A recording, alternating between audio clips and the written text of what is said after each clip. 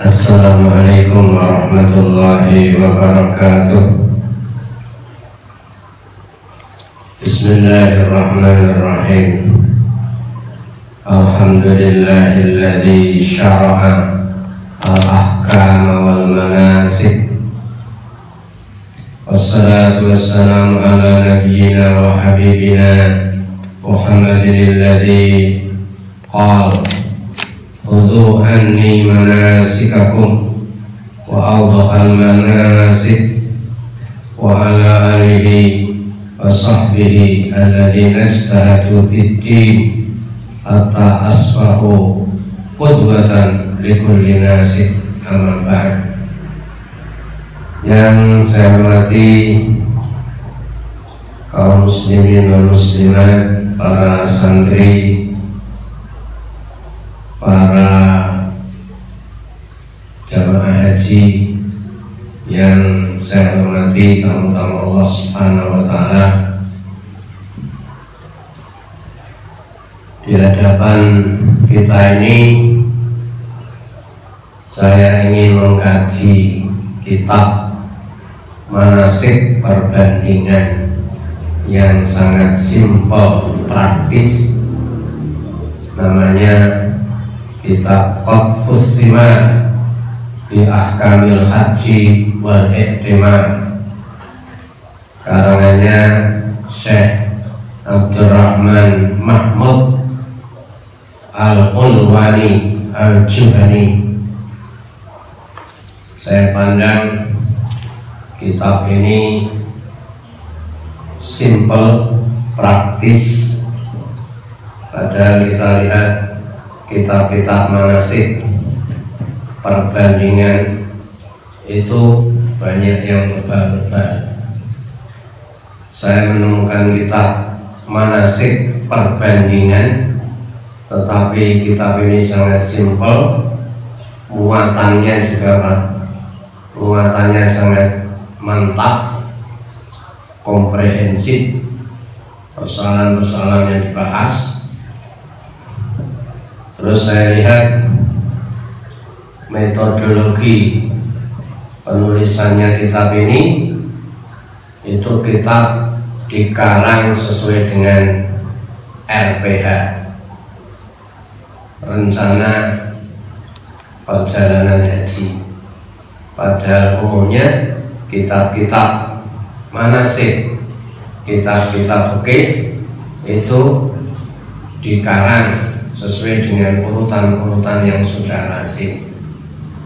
Kitab ini diantara keistimewaannya adalah kitab yang disusun berdasarkan rute perjalanan haji dengan dibahas secara tuntas. Kementerian Agama sudah membuat buku berbahasa Indonesia, manasik berbahasa Indonesia, yang disusun dengan metode RPH, Rencana Perjalanan Haji. Ternyata jauh ratusan tahun sebelum ini ada kitab yang disusun berdasarkan RPH, Rencana Perjalanan Haji.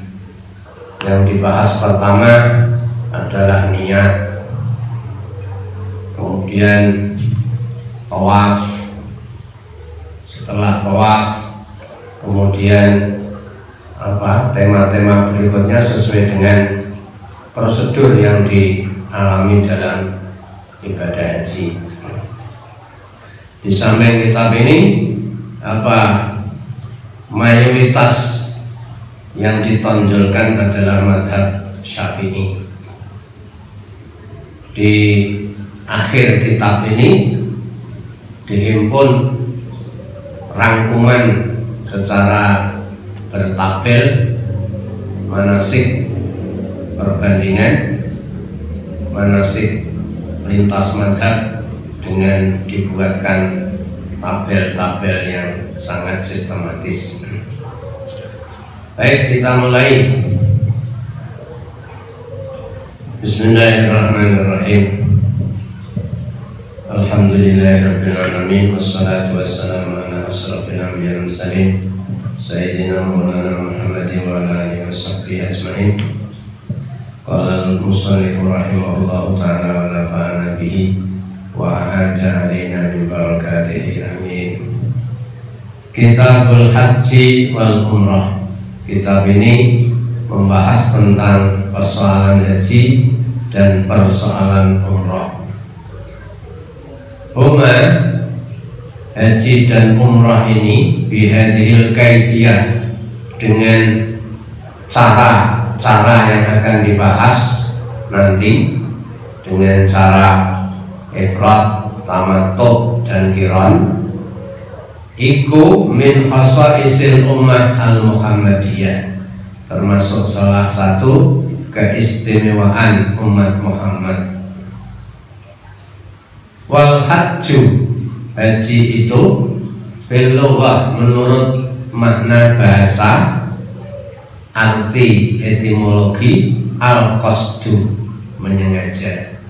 Jadi haji itu berarti menyengaja ke Baitillahil Haram untuk beribadah kepada Allah Subhanahu wa ta'ala.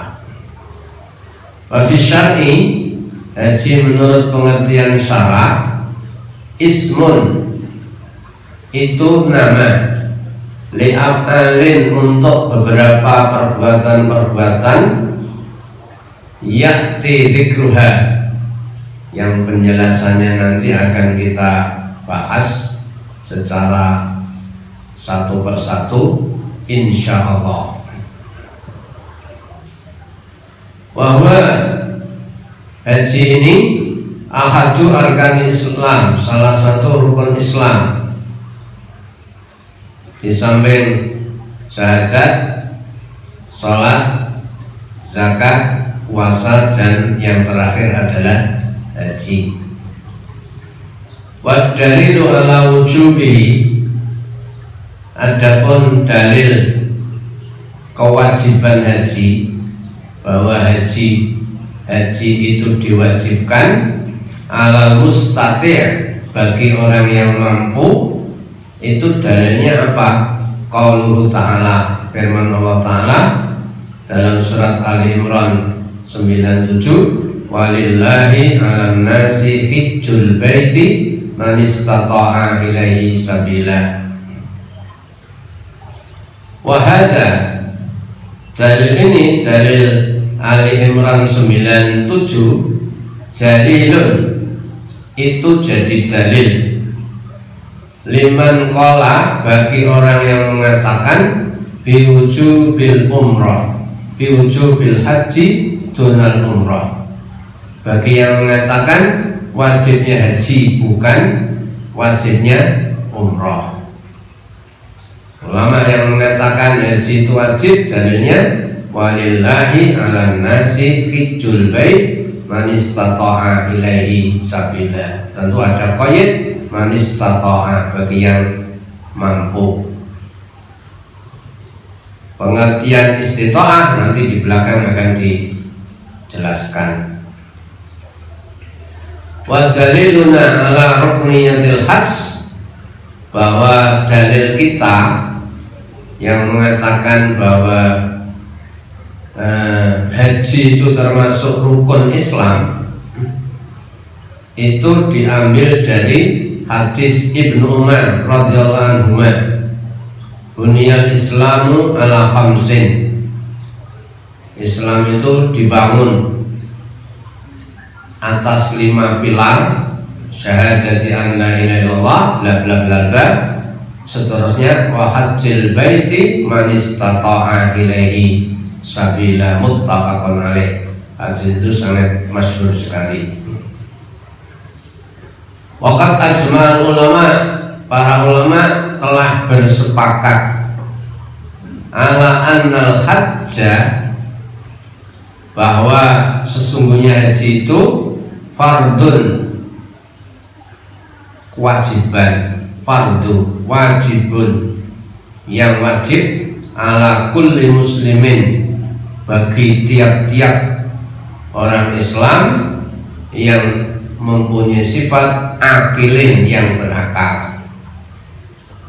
Di samping berakal, terus ada lagi persyaratan mustatiin, yang punya kemampuan istita'ah, baik istita'ah mubasyirah, istita'ah langsung, atau istita'ah ghairu mubasyirah, yang nanti juga akan dibahas di belakang. Sehingga dalam diktum ala kulli wa ala kulli muslimin berarti menunjukkan bahwa selain orang Islam tidak wajib haji. Selain yang berakal, berarti orang yang tidak punya akal, orang gila, itu tidak wajib haji. Tapi seandainya haji, bagaimana hukumnya? Hukumnya hajinya orang yang gila nanti juga kita bahas di belakang. Tidak wajib haji, tetapi seandainya gilanya itu muncul di tengah perjalanan, itu ada yang mengatakan, ulama yang mengatakan sah. Terus mustati istita'ah, kalau tidak mampu ya berarti tidak wajib haji. Fil umri marratan wahidah, sekali dalam umur. Ketentuan kewajiban haji itu marrah wahidah fil umur, sekali dalam seumur. Wa daliluna ala wujubihi fil umri marrah, adapun dalil kita ala wujubihi yang mengatakan wajibnya haji fil umri dalam seumur sekali, dalilnya su'alur rajul, pertanyaan seorang laki-laki lir Rasuli sallallahu alaihi wasallam, ada seorang laki-laki yang bertanya kepada Rasulullah sallallahu alaihi wasallam fi khutbatihi, pada saat beliau khutbah yang sudah terkenal itu.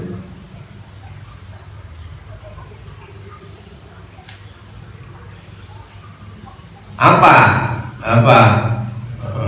isi hadisnya? Isi hadisnya menanyakan apakah haji itu seumur sekali ya Rasul. Rasulullah katakan al hajju marrah, ya haji itu sekali. Faman zada fahuwa mutatawwi'un, barang siapa yang melebihi satu, artinya haji yang kedua, ketiga dan seterusnya, maka statusnya ini haji yang kedua, ketiga ini termasuk haji tatawwu. Hadis riwayat Ahmad dan lainnya. Waqadih talafal ulama'u fil umrah, para ulama berselisih pendapat tentang status hukumnya umrah. Faqala Abu Hanifah wa Malik, Imam Abu Hanifah dan Imam Malik rahimahumullah mengatakan ia sunnah, umrah itu hukumnya sunnah. Menurut Abu Hanifah dan Imam Malik. Wa taqaddama daliluhuma. Nah, ini ada sedikit iskal karena kalimat taqaddama daliluhuma, dalilnya sudah ada di depan, tapi ternyata belum disebutkan di dalam kitab itu. Waqala al-imamani Asy-Syafi'i wa Ahmad rahimahumullah, sedangkan menurut pendapatnya dua imam Syafi'i dan Ahmad rahimahullah mengatakan ia fardun kal haji, umrah itu hukumnya fardu sebagaimana dengan hukumnya haji. Dalilnya apa? Wa daliluhuma, dalilnya baik haji dan umrah dikatakan itu wajib, itu dawuh Allah Subhanahu wa taala, wa atimul hajja wal umrata lillah, dalam surat Al-Baqarah ayat 96. Hadirin hadirat rahimakumullah, para tamu-tamu Allah yang dirahmati oleh Allah. Berikutnya, penjelasan berikutnya, wajibul hajju, wajibu dan wajib al hajju haji alat tarahi, dengan nanti-nanti, tidak harus ketika. Itu indal Imam Syafi'i, menurut Imam Syafi'i. Jadi menurut Imam Syafi'i, kewajibannya haji itu tidak seketika, boleh dilaksanakan nanti. Artinya begitu dia dapat uang cukup untuk biaya perjalanan haji, tidak harus seketika. Itu makna tarahi. Tetapi menurut Imam 3, waqalal a'immatus salasa, Imam 3 mengatakan, Imam 3 berarti selain Imam Syafi'i, Imam Hanafi, Imam Malik, dan Imam Ahmad bin Hanbal mengatakan biwujubihi al-faul bil asah min madzhabihim. Imam 3 ini mengatakan kewajibannya haji itu seketika menurut al-asah. Jadi begitu dia dapat uang cukup untuk perjalanan ibadah haji, ya saat itu dia harus segera mendaftar.